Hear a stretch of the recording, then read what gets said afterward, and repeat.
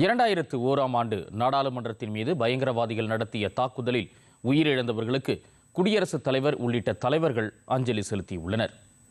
குடியரசுத் தலைவர் திரௌபதி முர்மு சமூக வலைதளத்தில் வெளியிட்டுள்ள பதிவில், நாடாளுமன்றத்தை பாதுகாக்கும் பணியின் போது உயிர் தியாகம் செய்த துணிச்சல் மிக்க வீரர்களுக்கு மரியாதை செலுத்துவதாக குறிப்பிட்டுள்ளார்.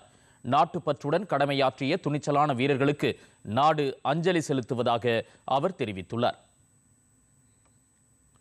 உலகின் மிகப்பெரிய ஜனநாயக நாடாக திகழும் இந்தியாவின் நாடாளுமன்றத்தின் மீது நடத்தப்பட்ட பயங்கரவாத தாக்குதலை பாதுகாப்பு படை வீரர்கள் மன உறுதியுடனும் அர்ப்பணிப்புடனும் முறியடித்ததாக உள்துறை அமைச்சர் அமித் ஷா தெரிவித்துள்ளார்.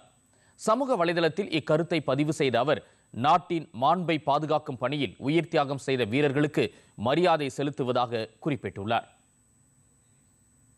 பாதுகாப்புத்துறை அமைச்சர் ராஜ்நாத் சிங் வெளியிட்டுள்ள பதிவில், தீவிரவாதிகளின் தாக்குதலை முறியடித்துள்ளது பாதுகாப்பு படையினரின் வலிமையை எடுத்துக்காட்டுவதாக உள்ளது என்று கூறியுள்ளார். நாடாளுமன்ற விவகாரங்கள் துறை இணை அமைச்சர் எல் முருகன் வெளியிட்டுள்ள சமூக வலைதள பதிவில், ஜனநாயகத்தின் சின்னமாக திகழும் நாடாளுமன்றத்தை பாதுகாப்பதில் தங்களது இன்னுயிரை நீத்த பாதுகாப்பு படை வீரர்களுக்கு மரியாதை செலுத்துவதாக தெரிவித்துள்ளார். அவர்களது துணிச்சல், வீரம் மற்றும் அர்ப்பணிப்பு உணர்வு நாட்டு மக்களால் என்றென்றும் நினைவு கூறப்படும் என்றும் அவர் குறிப்பிட்டுள்ளார்.